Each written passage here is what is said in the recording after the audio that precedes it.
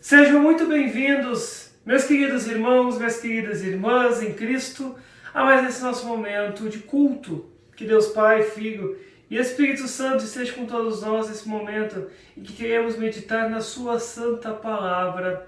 Amém. Meus amados no Senhor, a leitura que servirá de base para a nossa reflexão de hoje se encontra no Evangelho segundo Mateus, capítulo 16, dos versículos 21 ao versículo 28. Mateus, capítulo 16, versículos 21 a 28. E eu convido então a nossa irmã Elizabeth a fazer a leitura para nós nesse momento. Mateus 16, do versículo 21 ao 28. Jesus fala da sua morte e da sua ressurreição. Daí em diante, Jesus começou a dizer claramente aos discípulos: Eu preciso ir a Jerusalém, e ali os líderes judeus, os chefes dos sacerdotes e os mestres da lei farão com que eu sofra muito. Eu serei morto e no terceiro dia serei ressuscitado. Então Pedro o levou para um lado e começou a repreendê-lo, dizendo: Que Deus não permita. Isso nunca vai acontecer com o Senhor. Jesus virou-se a Pedro e disse: Saia da minha frente, Satanás. Você como uma pedra no meu caminho para fazer com que eu tropece, pois está pensando como um ser humano, pensa e não como Deus pensa. Jesus disse aos discípulos: Se alguém quer ser meu seguidor, esqueça os seus próprios interesses, esteja pronto para morrer como eu vou morrer, e me acompanhe. Pois quem põe os seus próprios interesses em primeiro lugar nunca terá a vida verdadeira, mas quem esquece a si mesmo por minha causa terá a vida verdadeira. O que adianta alguém ganhar o mundo inteiro, mas perder a vida verdadeira? Pois não há nada que poderá pagar para ter de volta essa vida. Pois o Filho do Homem virá na glória do seu Pai, com seus anjos, e então recompensará cada um de acordo com o que fez. Eu afirmo a vocês que isso é verdade. Estão aqui algumas pessoas que não morrerão antes de verem o Filho do Homem vir como Rei. Agradecemos então a Dona Elizabeth por fazer esta leitura e convido nesse momento a cantarmos um hino chamado Pai de Amor.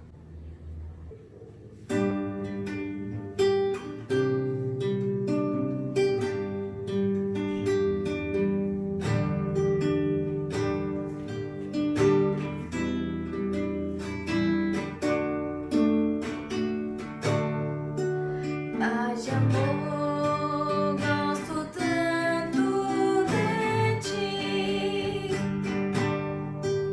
Pai de amor, gosto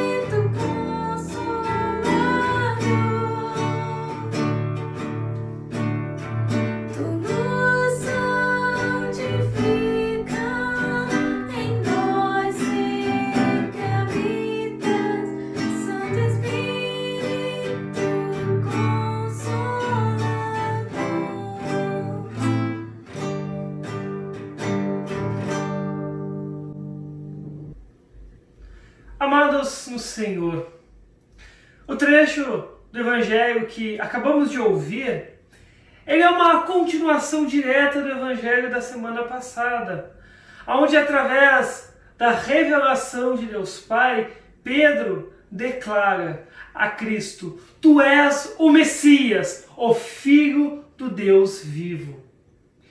O apóstolo Pedro, ele acerta de forma perfeita as palavras de sua confissão. E Jesus afirma, conforme ouvimos semana passada: Simão, você é feliz porque essa verdade não foi revelada a você por nenhum ser humano, mas veio diretamente do meu Pai que está no céu. Jesus ficou, obviamente, muito satisfeito com a resposta que Pedro deu à pergunta de Jesus. No entanto, Jesus diz logo em seguida algo bastante curioso. Ele ordena com todas as palavras que nenhum dos discípulos dissessem a ninguém que ele era o Cristo. E isso, de certa forma, nos parece um pouco estranho, não é verdade, meus amados? Afinal, confessar que Jesus é o Cristo não é algo bom? Porque Jesus ordena que os discípulos ficassem quietos. A função dos discípulos, assim como a da igreja, não é proclamar ao mundo que Jesus é o Cristo, o Messias. Então qual era o problema? E é mais intrigante ainda se repararmos que esta não é a única vez que Jesus ordena isso. Há pelo menos uma dúzia de casos em que Jesus ordena que a ninguém fale sobre o seu papel como Messias, depois de realizar um milagre ou revelar algo de si, ou como aconteceu com a confissão de Pedro. Jesus deu instruções muito específicas e fortemente formuladas para não contar a ninguém o que haviam testemunhado. Mas por quê? Bem, meus queridos irmãos e irmãs, o Evangelho de hoje nos mostra exatamente porque Jesus ordena aos seus discípulos que eles não contassem a ninguém que ele era o Cristo. O Evangelho nos mostra que, embora Pedro tenha acertado perfeitamente sua resposta, ele realmente ainda não entendia, nem ele nem os discípulos realmente entendiam ainda o que significavam aquelas palavras que Pedro havia dito. Ele confessou Jesus como o Cristo, mas não sabia o que significa ser o Cristo. E é exatamente assim que o nosso Evangelho começa. Jesus começa a explicar para seus discípulos, a partir da confissão de fé de Pedro, o que significa para ele ser o Messias, o Filho do Deus vivo. A partir daquele momento, Jesus começou a mostrar aos seus discípulos que ele deveria ir a Jerusalém e sofrer muitas coisas nas mãos dos anciões e dos principais sacerdotes e dos escribas. Ele deveria ser morto e no terceiro dia ele seria ressuscitado. E é aqui, meus amados, que está a essência do que significa ser o Cristo, o Messias. Assim como também encontramos essa essência lá no livro do profeta Isaías, quando ele fala do servo sofredor. Ser o Cristo, o Messias, não significa ter glória, poder e honra. Em sua essência, ser o Cristo, ser o Messias, significa sofrimento, significa morte na cruz, significa ressurreição no terceiro dia. Ser o Cristo significa ser a vítima da troca mais injusta de toda a história do universo. O único homem que viveu uma vida perfeita está condenado à morte. Ele troca a sua justiça por nós, pelos nossos pecados. E nós trocamos os nossos pecados pela justiça dele. Nada pode ser mais injusto do que Deus assumir a humanidade e por meio dela levar o pecado do mundo inteiro para si, em troca de dar a sua justiça a nós pecadores. Ele trocou, meus amados, a sua justiça por nossos pecados. O que poderia ser mais injusto que isso? Por isso, em sua ignorância, Pedro fez o que qualquer bom amigo faria quando um amigo fala a outro que inevitavelmente irá passar por sofrimento, inevitavelmente irá morrer. Pedro chamou Jesus em particular e disse: vem cá, Jesus, vamos conversar em particular. E repreendeu ele dizendo que Deus não permita isto. Isso nunca vai acontecer com o Senhor. Claro, Pedro, ele não sabia o que estava dizendo. Na realidade, poderíamos dizer que Pedro estava censurando a Jesus. Pedro, um simples homem, estava censurando Deus na carne.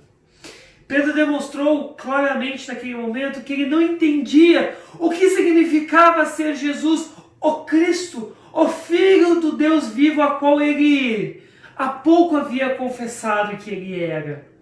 A ignorância de Pedro, meus queridos, demonstra de forma prática o motivo pelo qual Jesus ordenou fortemente aos discípulos que eles não dissessem a ninguém que ele era o Cristo. Porque o mau entendimento dos discípulos a respeito do que significa ser o Cristo, ser o Messias, levaria, meus queridos, os discípulos a proclamar um falso Cristo.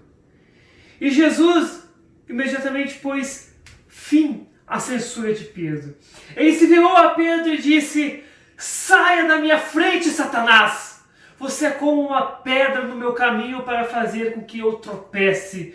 Pois você está pensando como um ser humano pensa e não como Deus pensa.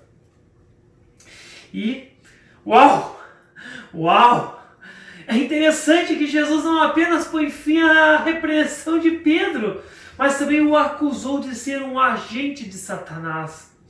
Mas por que isso aconteceu? Por que Jesus diz isso?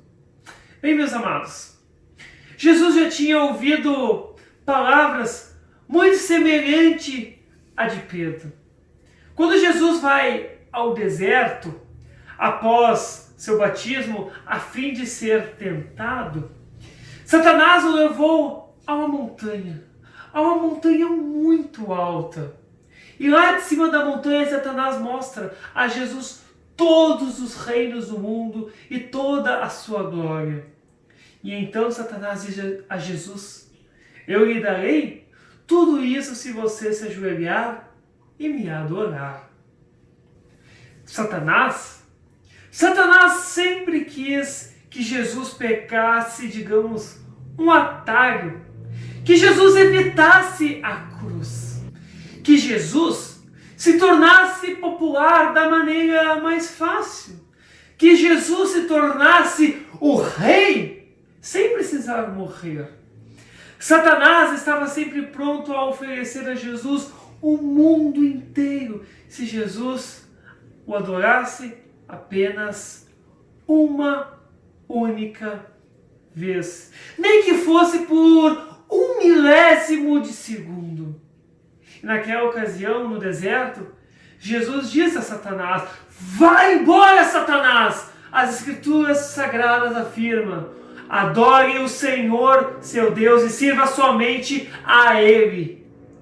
Bem, meus irmãos, eu acredito que Pedro provavelmente nem tinha conhecimento destas tentações que Jesus teve no deserto após seu batismo. Porém, Pedro estava tentando o seu Senhor com a mesma tentação de Satanás. Evite a cruz.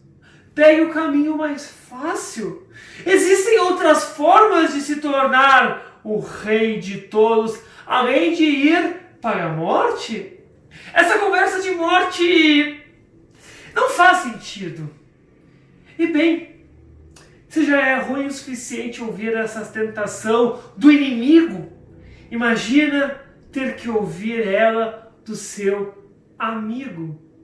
Com certeza, ouvir isso de Pedro deve ter sido muito difícil para Jesus. É por isso que Jesus então repreende Pedro da mesma maneira que ele repreendeu a Satanás no deserto. Afasta-te de mim, Satanás! Você é como uma pedra de tropeço para mim. Você pensa como os homens e não como Deus. Meus queridos irmãos, minhas queridas irmãs, meus amados do Senhor, existem tantas pessoas, e estou falando agora de pessoas cristãs, que realmente dizem que amam a Jesus, mas que simplesmente ainda não entendem o que significa confessar a Jesus como o Cristo. Para muitas dessas pessoas, a morte de Jesus na cruz, meus amados, parece ser uma grande derrota. Existem milhares que não colocam um crucifixo em sua igreja, em seu templo, porque para eles o corpo na cruz é horrível demais. Existem ainda outros que não terão nem sequer uma cruz ou qualquer símbolo da obra de Cristo, porque é feio demais. Eles, infelizmente, ainda não entendem que o escândalo da cruz se tornou a glória, o poder, a vitória de Deus por meio do nosso Senhor Jesus, o Cristo, o Filho do Deus vivo. Eles ainda não entendem que ser um discípulo de Jesus é viver sob a cruz de Cristo dia a dia, todos os dias da sua vida. Como é que podemos esquecer o que significa ser Jesus o Cristo? Eu sei, meus queridos, que ainda faltam alguns meses, mas sobre o que é o Natal, meus irmãos? Sobre o que é o Natal? Sobre fazer todas as decorações e imagens de um bebezinho pequenininho e fofinho em uma manjedoura? Ou é sobre o Filho de Deus deixar o seu trono nas alturas e se tornar um bebê em uma manjedoura, a fim de, com o propósito de crescer e morrer em uma cruz? Qual é o propósito do Natal? E sobre o que é os milagres de Jesus? É sobre Jesus tornar nossas vidas confortáveis e mais fáceis aqui na terra? Ou esses milagres nos lembram que Jesus é quem tem o poder de tirar e perdoar os nossos pecados? Quantas vezes não acabamos esquecendo isso? Meus queridos irmãos, Jesus deu instruções para os discípulos permanecerem em silêncio, porque eles ainda não entendiam, não sabiam o significado de Jesus ser o Cristo, o Messias enviado por Deus. Jesus sabia que até que os discípulos testemunhassem o sofrimento, a morte e a ressurreição, eles não entenderiam. Ele sabia que até que eles testemunhassem todas estas coisas, o seu ensino seria e estaria errado. Depois que Jesus ressuscitou dos mortos, ele apareceu aos seus discípulos.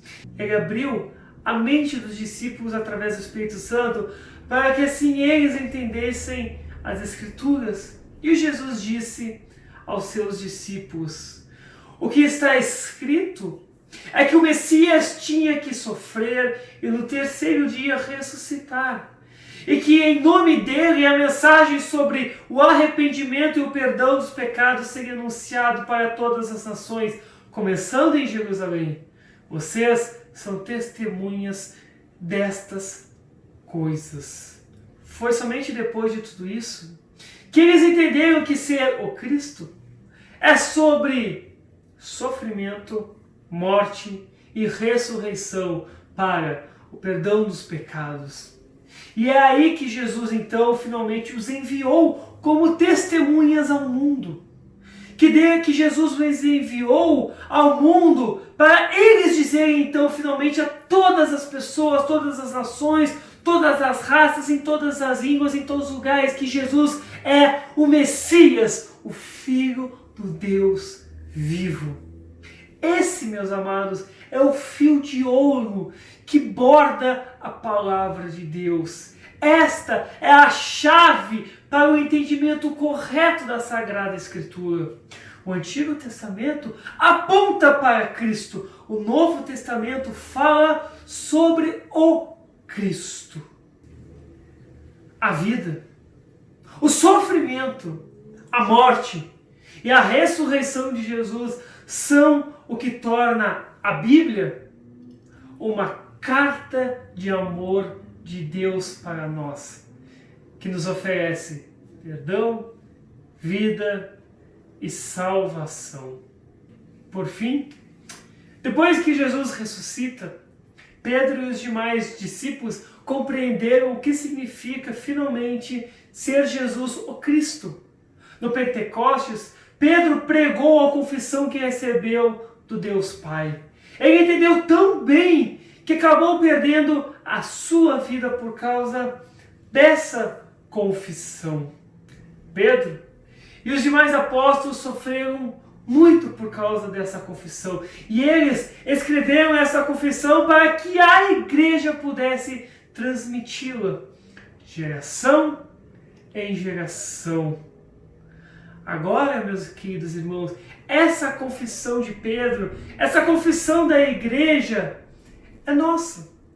Essa confissão é nossa para que nós agora, como testemunhas desse Deus de amor, como testemunhas desse Jesus que morreu e ressuscitou para e por amor a nós, confessarmos também agora ao mundo que Jesus é o Cristo, o Filho do Deus vivo. Essa confissão foi entregue a nós, meus irmãos, e Deus nos convida a ser seus instrumentos para proclamar esta mensagem maravilhosa de amor, para nós mostrarmos esta carta de amor que Deus tem para entregar a todas as pessoas neste mundo, que em Jesus, que no seu Filho, tudo que nós fazemos de errado, tudo que nós cometemos de errado, todos os nossos erros, todas as nossas falhas, tem sim perdão.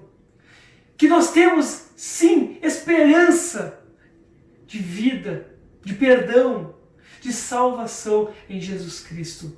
Porque Jesus é o Cristo, o Filho do Deus vivo. Todos nós que confiamos nele, recebemos o dom da vida eterna. Ele sempre estará conosco e nós sempre estaremos com ele. Que Deus Pai, Filho e Espírito Santo ilumine nossa mente e nosso coração para sempre crermos e confiarmos nele por toda a vida. Amém. Bem, meus queridos e amados irmãos, eu gostaria nesse momento de convidar a cantarmos mais um hino. Um hino chamado Pai, por teu Filho Salvador.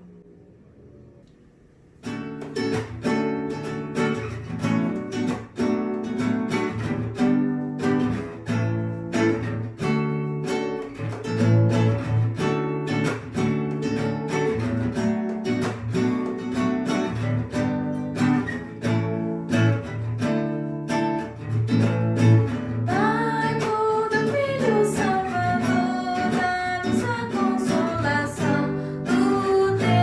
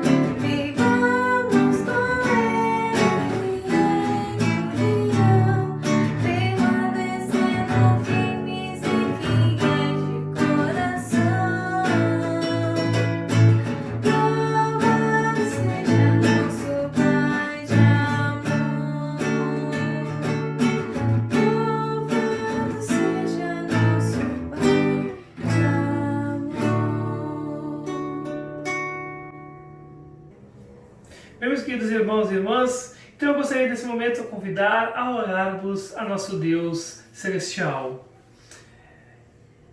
Querido e amado Pai, muito obrigado, Senhor, por diariamente olhar com carinho para todos nós. Obrigado, Senhor, por diariamente enviar Teu Santo Espírito a cada um de nós. Obrigado, Senhor, por através do Teu Filho Jesus Cristo nos dar todos os dias o perdão, a vida e a salvação encontrada nele. Querido Deus e Pai, pedimos que continue diariamente estendendo a Sua mão graciosa sobre todos nós. Abençoe, Senhor, a Tua Santa Igreja neste mundo. Que a Tua Igreja não se acovarde em meio a tantos perigos e tantos males que tem a cercado todos os dias. Que Tua Igreja não se acovarde e não tenha medo de proclamar ao mundo que Teu Filho é o Cristo, que Jesus é o Filho do Deus vivo. Senhor, continue sempre mantendo Teus filhos firmes e fortes nessa convicção, nesta certeza de fé que Jesus é o Cristo. Senhor, continue sempre chamando filhos fiéis para serem mensageiros desse Teu Evangelho maravilhoso, para serem mensageiros dessa mensagem maravilhosa de perdão, vida e salvação em Jesus. Senhor, continue a proteger este mundo que continua sendo ameaçado por conta deste vírus que assusta a muitas pessoas. Senhor, dê sabedoria a todos aqueles que buscam a cura, a todos aqueles que buscam encontrar uma vacina que realmente faça efeito e que possa tranquilizar a população mundial por conta de todos os perigos, de todas as dificuldades que esse vírus fez aparecer a todos nós. Senhor, continue dando sabedoria aos nossos governantes, para que eles continuem mantendo a paz e a harmonia entre todas as pessoas. Continue, Senhor, abençoando a cada um de nós diariamente. Pedimos isso em nome e por amor de Teu Filho, nosso Senhor Jesus Cristo. Amém. Também gostaria de mandar nesse momento orarmos a oração do Pai Nosso. Pai nosso que estás nos céus, santificado seja o Teu nome.